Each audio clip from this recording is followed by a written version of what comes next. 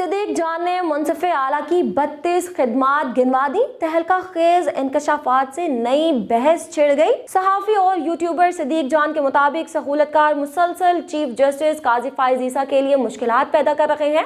وہ ایسے بیانات دے رہے ہیں جس سے منظرنامہ مزید واضح ہو رہا ہے۔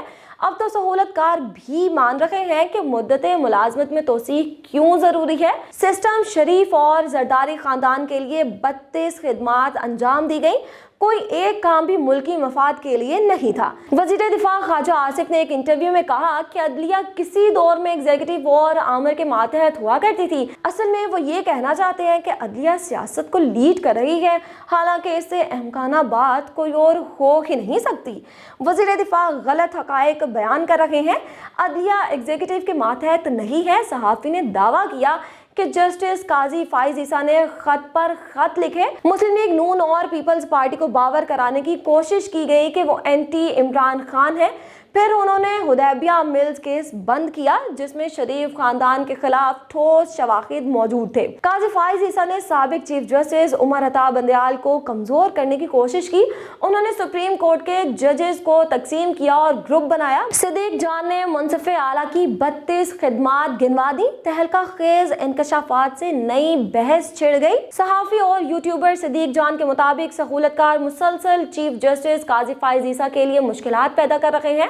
وہ ایسے بیانات دے رہے ہیں جس سے منظرنامہ مزید واضح ہو رہا ہے۔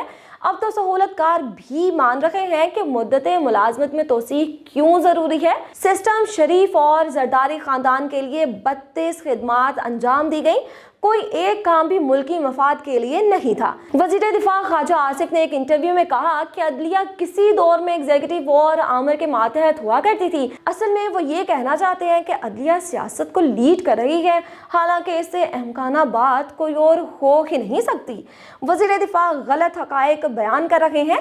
عدلیہ ایگزیکٹو کے ماتحت نہیں ہے۔ صحافی نے دعویٰ کیا کہ جسٹس قاضی فائز عیسیٰ نے خط پر خط لکھے۔ مسلم لیگ نون اور پیپلز پارٹی کو باور کرانے کی کوشش کی گئی کہ وہ اینٹی عمران خان ہے۔ پھر انہوں نے حدیبیہ ملز کیس بند کیا جس میں شریف خاندان کے خلاف ٹھوس شواہد موجود تھے۔ قاضی فائز عیسیٰ نے سابق چیف جسٹس عمر عطا بندیال کو کمزور کرنے کی کوشش کی۔